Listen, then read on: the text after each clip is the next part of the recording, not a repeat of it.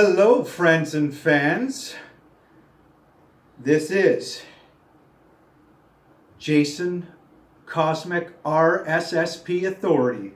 How are you guys feeling today? Just a little thumbnail for Google. Hope it works. But seriously, come over here, my weary travelers. Take your coat off, grab a stool or chair, come warm yourself by the fire.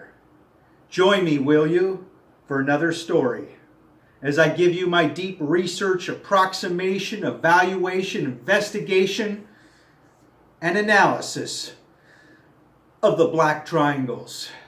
Yes, those infamous proliferation of triangles that we have out there, as I've been doing a series on them. And of course, the massive, humongous, sometimes the size of small cities, cigar-shaped craft all the way in the rings of Saturn. But the focus is going to be mostly on triangles right now, okay? I hope you guys enjoy it. And if you do, please don't hesitate to subscribe. Leave a thought if you have any comments. Hit the bell icon, especially if you appreciate my research and trying to convey these messages, these important issues, my friends, and trying to help humanity to bring that much needed transparency and truth, okay? And so I hope you will subscribe. And those of you that have subscribed to this new channel so far, because it is relatively new, I really appreciate it. I thank you. And I think we could take this channel, and make it explode soon and take it forward. Okay? So let's get into it, shall we? And as I was close to the camera, I meant to say when I mentioned triangles, once again, my friends, one day we'll go through a lot more of the stealth patches, but here's an example. They put that vector triangle, and it's for a reason, my friends. I told you, every patch signifies a real program, and they secretly encrypt symbols in the patches very often. And that if you can decrypt or elucidate those symbols, that's huge, my friends, because then you start to penetrate, you see that black budget technology, and know what's going on. And here it is. This is the TR-3B that I've been doing a series on, my friends, right? Out of the Aurora program, the most secretive aerospace program most likely, and one if not the most secret exotic aircraft, triangular platforms, or exotic aircraft in general. Before I forget, I do want to give a shout out as usual to my very good friend Joe from the Carolinas, our YouTube buddy out there, a YouTube star, man of great integrity and intellectually honesty, and that's what I'm trying to do, to be intellectually honest with my work as well. He got a lot of primary source material. That's how he likes to orient his research, to get a lot of primary, evidence or primary research material, as they say, on, on evidence. And he did a great video on the X-37B. That's right. And Joe and I do orient our research a little differently, I think. And I try to collect those data points.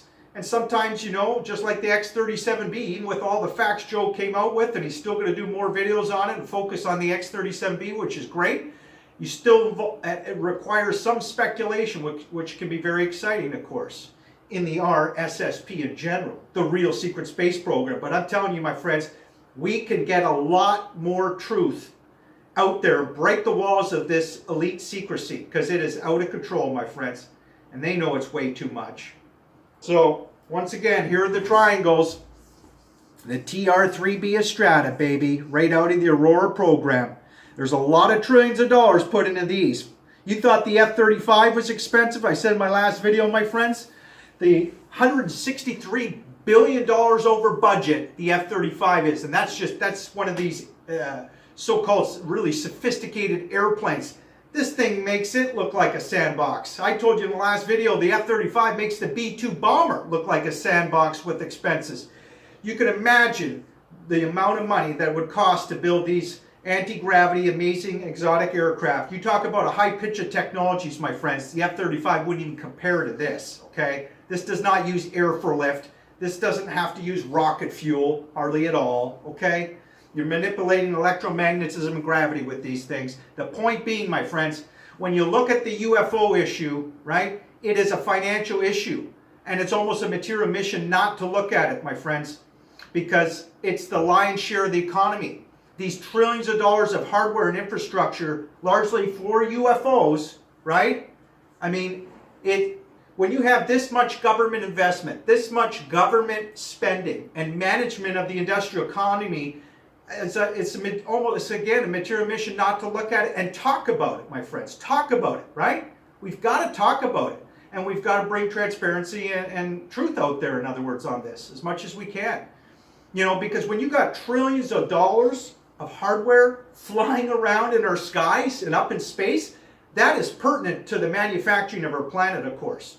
And you know, I've always been saying, actually I haven't said this on a video yet, my friends, but I've been thinking and saying this a lot to myself and quite a few friends out there, that really people underestimate, including financial commentators, most of them out there, my friends, if not all of them. Unlike Catherine Austin Fitch, she knows this, that you know, people underestimate the military and intelligence capability and the exotic technology standing behind that U.S. reserve currency, right? The U.S. dollar. And I would say they underestimate and they don't look at, again, the whole management of the central management of the whole global economy. So again, people underestimate or don't understand the exotic technology, and I would say weaponry too, of course, of the military and intelligence capability, that exotic technology as well, standing behind the U.S. reserve currency, U.S. dollar, and the central management of the whole global economy. So we've got to look at it, my friends. This is why I'm doing those videos on this amazing technology in aircraft right now, the TR-3B, and more videos to come till we do a whole series, until I feel that I've completed enough information on this amazing aircraft, my friends. Okay, so let's get into it. Okay, before I say goodbye today on this video, my friends, let's bring some more information forward. I want to eventually get into, we'll talk about the application and purpose of this aircraft as well, my friends. I think it's going to blow your mind. As a matter of fact, let's touch on one of the purposes right now, I believe, in applications for the TR-3B when it first came out, for example, my friends, and to this day. Remember, in 1982, March 24th, a day after Ronald Reagan made his address to the nation, remember, for Star Wars STS, that March 24th, the next day, my friends, we had a proliferation, a whole bunch of these huge triangles were seen 40 miles from New York City, as I said in one of my videos, my friends, right? The Hudson Valley incident. They were seen. This was one of the most prolific UFO cases of all times. We'll talk more about it, perhaps, too, in other videos, my friends. That, again, in upwards of 25,000 witnesses would slam their brakes, get out of their cars, witnessing these huge triangular, craft, sometimes over the water as well. They were over the Indian reservation. I forget the highway, Castani Highway or something over there, again, in the Hudson Valley, 40 miles from New York City. So these people were looking on wonder at this huge triangular craft that would hover. Joggers would see it, and they do something very interesting, as I said before. They go over the horizon and back again they can in less than a second. Totally unconventional technology. We're not talking aerodynamics. Totally revolutionary technology, and it's a free energy, and that's why we need to talk about it. We're on the cusp of this generation to get this black budget technology, by the way. And I'll talk more about that hopefully in a few minutes. So the Hudson Valley, I think, one of the purposes and applications for it, actually before I say that, I'm sorry, I got to tell you, so we got to talk about a little bit of the infrastructure again of the TR-3B. Many witnesses around the world have seen pipes, tubes, and cylinders of the TR-3B on the underside underneath that craft. Okay, and I said it in one of my videos, perhaps the last one, I said I think the pipes are to cool down that superconductor, because I told you they've got a nuclear reactor in that TR-3B, for sure, an MFD switch called a magnetic field disruptor, and it rotates a magnetic field, okay? So you need a superconductor, and you need pipes, theoretically, you know, as the cooling router for the superconductor. So you've got that. You've got the electrical humming sound seen by witnesses and heard, okay? But other than that, it's very stealthy, very quiet. Again, but it can accelerate thousands of miles an hour within seconds, as all UFOs can do. And just amazing performance, out of this world, okay? Top notch. And so it's got that. It also has I've tried to keep track of the mechanical understructure of these things. So pipes, tubes, cylinders. So in other words, it looks like a truss bridge people have described underneath these things. Really remarkable. Some people even described like a Midas muffler turned upside down or a Lego system. So very mechanical understructure underneath, okay? And so you've got all that. So now here we go about the application. Now, back in the 1960s probably, up till the 1980s, my friends, the U.S. had what they call an over-the-horizon radar system. They would have this huge radar range where they would shoot up a radar signature, hitting the ionosphere, bouncing down to where they could look over the Russian Soviet Union, okay? And they may be looking at, you might look at Russian ICBM sites. They might have been looking for also mobile launching as facilities and naval bases, underground naval submarine bases, okay? But the over-the-horizon radar system, it couldn't move, right? It was, it was in the ground. Wouldn't it be great if you had a mobile, airborne, over-the-horizon radar system? Wouldn't that be great? Something that's stealthy, that could hover, that had that truss bridge mechanical infrastructure, maybe just electrical humming sound to it, and could accelerate thousands of miles an hour so it couldn't be tracked, turn amazing angles, all that. Wouldn't it be great, again, to have an airborne over-the-horizon radar system? They developed that, my friends. This is what it is. That is one of the applications, and we'll get into other application purposes for this triangle, I believe. But that is one of the main ones, my friends. They developed truly a remarkable over-the-horizon mobile radar system, and it's got a radar antenna system, of course, embedded in the craft as well. Okay, and this is very stealthy, not completely invisible, but probably even more invisible per se than any other aircraft, like even the F-35. So it's very stealthy. Only would appear on the blip. It would probably appear a blip on the radar screen, or a cylinder or something like that. And it's very silent, so it's stealthy that way as well. So I think, and Michael Schratt agrees, the aerospace historian, actually I learned this from him, and I agree with him. It is a mobile over-the-horizon radar system, okay? The triangles. The TR-3B Estrada, some are manned, some are not manned, and guess who's the prime contractor for a lot of these vehicles, I believe. And Michael Schratt surmises too. I'll tell you who it is. It's Lockheed Martin. Lockheed Martin are the prime contractor for a lot of these triangles, my friends. Just bending over here to grab another picture. Again, during Apollo missions, the triangles, they've been around for decades. And I say Lockheed Martin. You know why I say that? Because, remember I told you in one of my videos, actually it was several weeks ago, so a lot of my new subscribers may not know what I said. I was discussing about the Martin Marietta Corporation were spearheading the anti-gravity research in the 1950s, okay? The Martin Company, Martin Marietta Corporation. And so what was really interesting, I find, is, and Michael Schratt sort of thinks so as well, is of all the contractors that Lockheed could join with in the mid-90s, who did they join with? They picked the Martin Corporation to become Lockheed Martin. So it only stands to reason, logic, common sense, and this is where I orient my research differently than my great buddy Joe from the Carolinas, although I might go for some primary source evidence as well.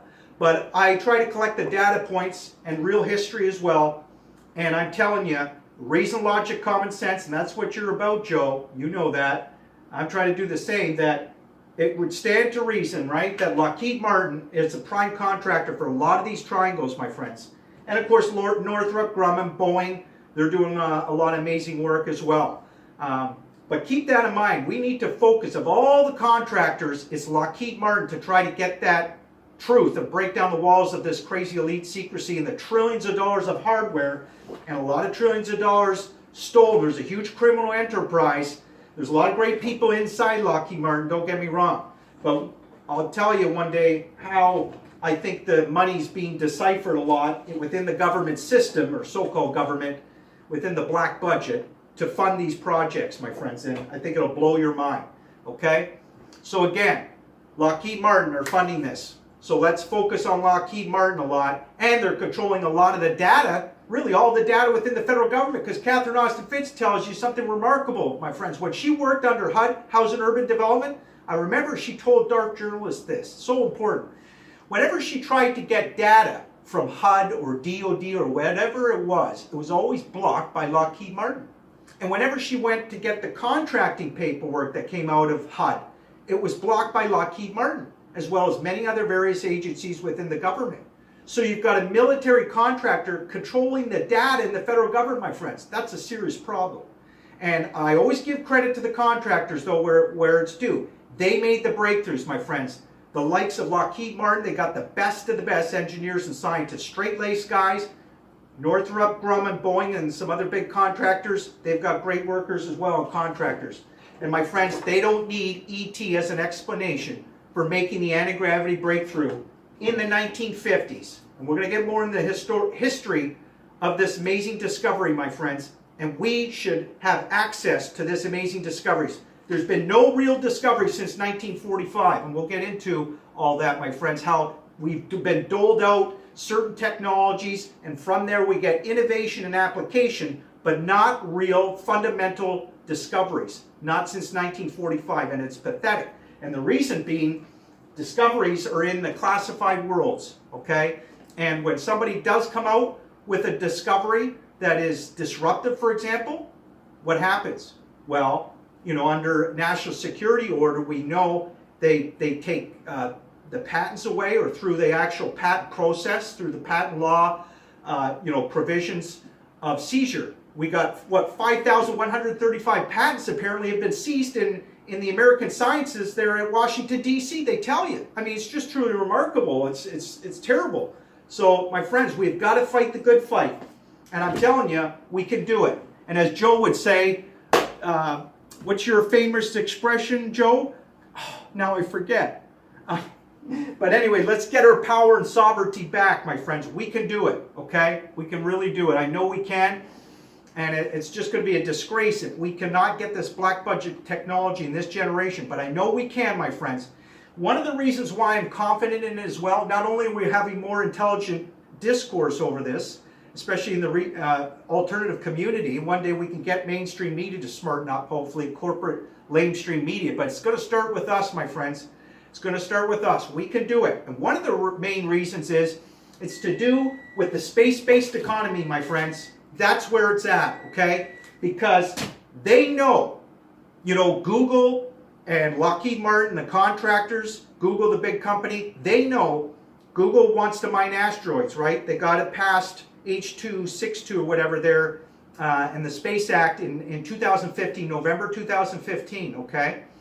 And their company's Planetary Resources, they lobbied hard with Congress to get that Space Act passed, okay? And they went against the 1967 Space Treaty that said space is not subject to sovereignty. And I'm telling you this, my friends, because it's very important. Because I believe, and I'm pretty sure about this, that they want to transfer out of the black budget technology. It's reason, logic, common sense, my friends, because, right, if you're going to mine asteroids, you can't do it with rockets. Absolutely you can't. I want to show you just a picture, my friends. They know they need another technology, and you can't go to Mars and back, of course, with rockets, and they're going to Mars now. I told you before, they get there in about 2 weeks, and I'll tell you why in another video, my friends. But here's good old rockets, right? They still disorient the public with rockets. Don't get me started on rockets, my friends. As I've told you before, my preliminary analysis on rockets is it's dinosaur obsolete technology. Billy Carson owns his own space company. He'd tell you that too. But the good news is, my friends, so we're this close. They know they have to transfer all that black budget technology, you see. That is part of the push to go for everyone to go into space now, and the private space companies, space exploration, space travel, my friends, and space investment. Because once they transfer all the black budget technology, that's going to help us build the industrial base, which is greatly going to expand productivity to support us going into space. Okay? Keep that in mind. So, but we got to fight the good fight, because they've been holding on to this primo anti-gravity and zero-point energy for 60 plus years, my friends. It's a free energy. It's our divine right to have it, therefore, because it comes from the cosmos. Okay? You talk about a legendary, powerful cosmic energy. As I said in the last video, they've been harnessing it as a technological reality. And it's time that we get our rights to it. And I just remember Joe's famous expression. It's something like vigilance for victory, I'll say, right? Vigilance for victory. Let's get our power and sovereignty back. Again, great work on the X-plane. Oh, one more thing. Joe didn't mention this, but I found this out, again, through the great work of the aerospace historian Michael Schratt. And he's learned from Bill Scott, who was the former editor for the Colorado Aviation Technology magazine. He's more connected than anybody in the aerospace companies, publicly speaking, that is. And he tells you, that, oh, now I forget what I was going to say, my friends. He tells you that, again, it's the mandate of the CIA, the NRO, the USAF, I would add, the Navy. It's the mandate for them to lie, deny, and deceive at the expense of American taxpayers, okay?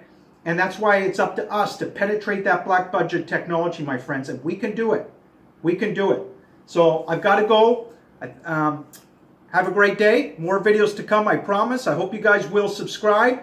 And more, I promise we'll do a little bit more on the triangles because there's another application and purpose to this, I believe. We're going to connect the dots, and it's very important, and it's going to blow your minds, I think, my friends. It's going to be very surprising and enlightening, I hope you find. Okay? So let's get our power and sovereignty back. Get this black budget technology because, again, it's going to clean up our environment. It's going to help stop poverty, my friends. It's crucial to the sustainability of our planet.